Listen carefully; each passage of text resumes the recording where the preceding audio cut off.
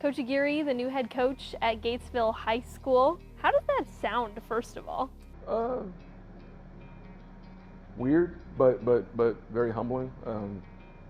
I knew from 8th grade I wanted to be a teacher and coach. I had a transformational coach my 8th grade year, and from that day forward, that's what I wanted to be. So, like literally, when I played high school football, I was always trying to be more analytical because I knew I wanted to be a coach. And when I got to college, I knew I wanted to be a teacher, so I got certified in teaching right off the bat. And I've been working for this for a long time, so it's exciting that it's finally here, and I'm ecstatic that it's here in Gatesville, Texas. How excited are you to start this new chapter? It ebb and flows between all the emotions, right? You get like extremely excited, extremely humble because you know all the mentors that have poured into you, like the family members that have sacrificed so much so you can chase your dreams, to even like a moment of, holy cow, are you ready for this? I remember when we had our first son, you read all these books and you talk to people that have had kids and you think, all right, we're ready. And then the minute he's born, like, holy cow, what are we doing? We're in charge of this life. And at times, it's like, okay, we're here.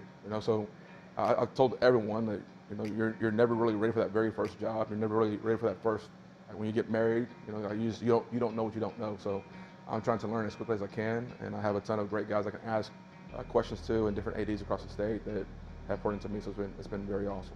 Getting comfortable with the uncomfortable is something you got to get used to, right? All the time, and you never know what's going to come across your desk or what hiccup you're going to have. So just being able to be flexible and adjust with what's happening in front of you.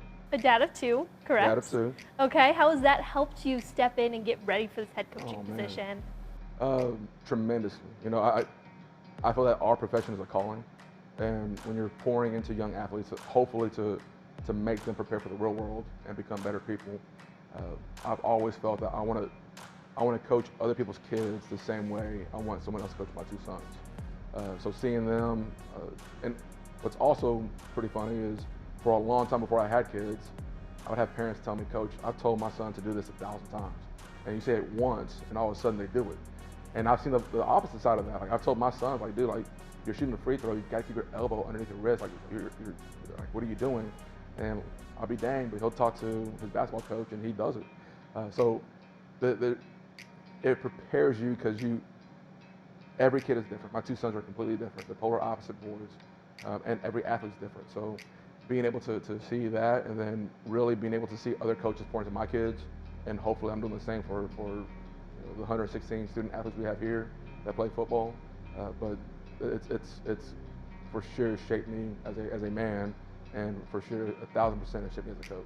And I'm sure the guys on your team could feel that too. Everybody needs a little dad love and energy every once in a while, right? You got to rotate it, right? Sometimes it's like come here, let's talk through this, let's teach you what you don't know. And other times, like, okay, you got to kick your butt in gear, let's go. And they've gotten a good amount of both. What would you say has been the biggest shift going from being the defensive coordinator to the head coach? Oh my gosh, the biggest shift. Well, it's not even the head coaching part yet, because that hasn't officially started till the fall. But being the assistant AD, like our girls softball team had a tremendous year, but we had a drive to San Houston State for the third round game. So that was a 2.5, 3 hour drive out that way.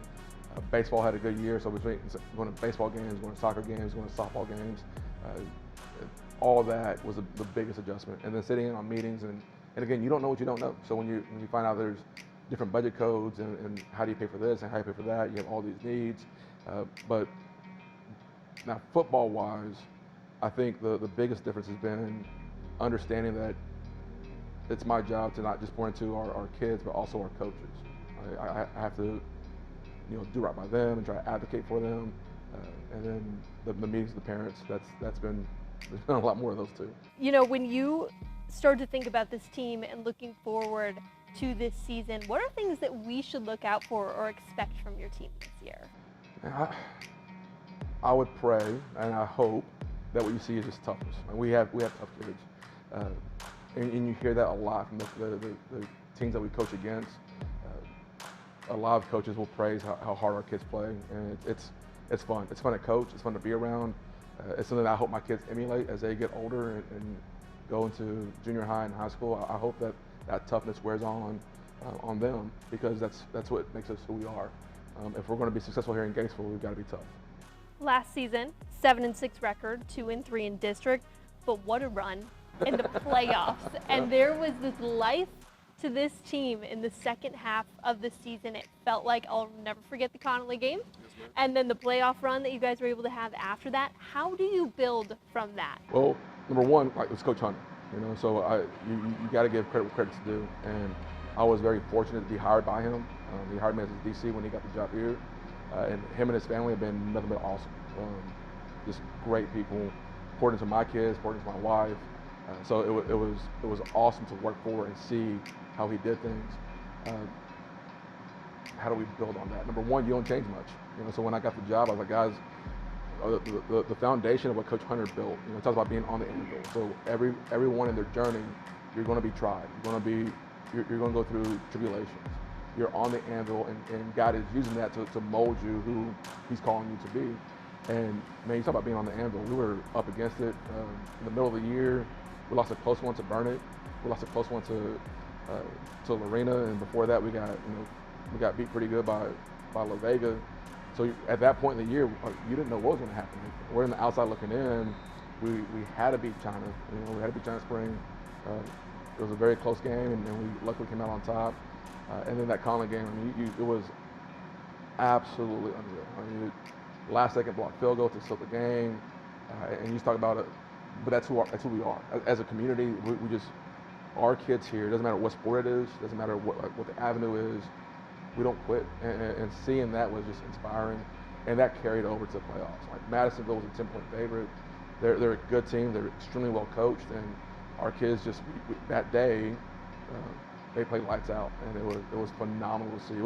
It really was like a scene where in the press box, I'm looking at these kids, and we're playing outside of our freaking minds, and it was so fun to watch. It's being part of a small town again. My kids on Sunday after church, they're playing pickup football in the front yard, and they're like, I'm Rayshawn Smith, or I'm Amos Phillips, and everything about it was really neat to see.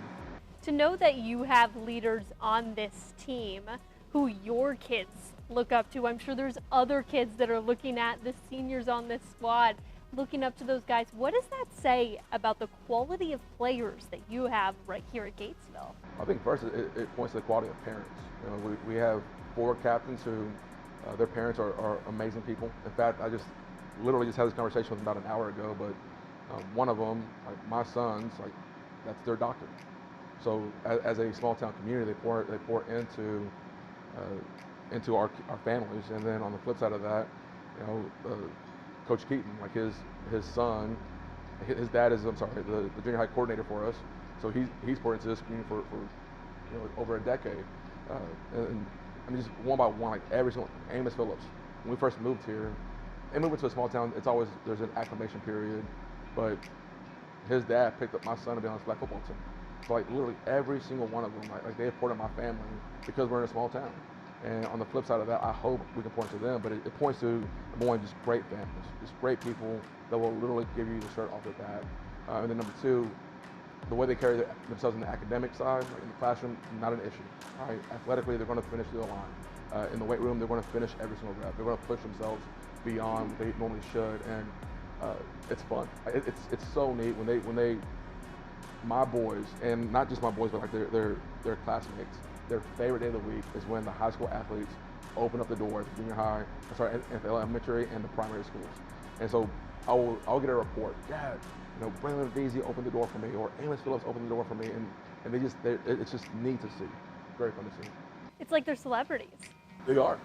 They really are. They're celebrities, and sometimes that gets through their head, but it's neat, and that's why I tell them guys, like, when you're playing for Gatesville, you're playing for the entire community.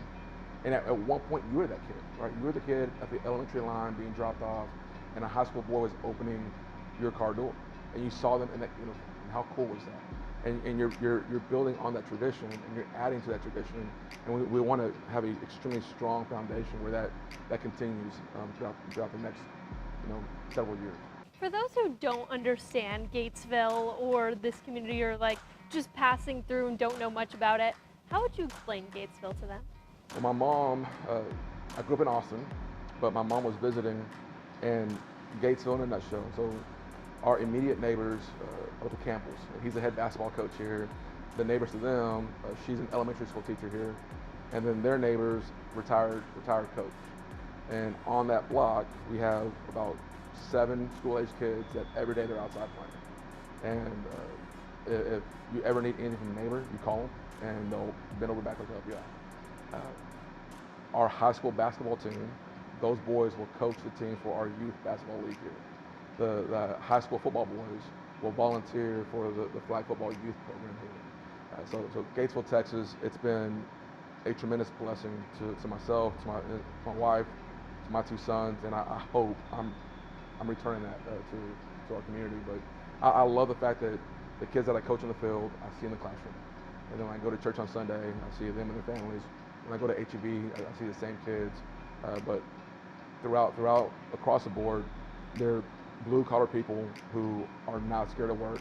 They're extremely tough, and they are some of the most giving people I've ever been around, ever. Is there any kind of pressure that comes with this job then, just knowing how close this community is and really how much sports and football means to Gatesville alone? I think there should always be some pressure. You know, that same conversation with those young men, like, to me, I want to do everything I can so when I look back, you know, I can look Grayson Eglin in the eye and say, did we do everything possible? Did we leave no stone unturned to make sure that your senior year was as successful as possible? And I don't, for me, it's not pressure from the community, it's pressure to do right by the kids.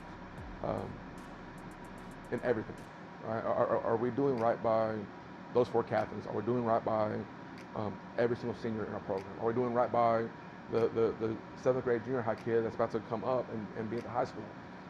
For me, it's never about, I didn't get into coaching for the parents. You got into coaching for the kids, right? And for me, I don't want to look a kid in the eye and feel that I let them down because we did not do our job as coaches. That's where the pressure comes from. That's good pressure. And what I tell the kids, like, if you're not nervous that first time you go out in the football field, then you don't need to be playing football. If you go to the state track meet and you're not nervous where you line up and run your race, like, nerves are good. So it's not pressure from me. It's all about the pressure to do everything we can to help these kids be as successful as possible. So how much goosebumps do you have getting ready for the season to kick off? I've always told my wife, Miss Amanda, if the national anthem is going and the hair in the back of my neck isn't standing up, I need to quit. So I don't know what that game day is going to be like this first game this year, but I still get chills, and I still get excited to see our boys run through the tunnel.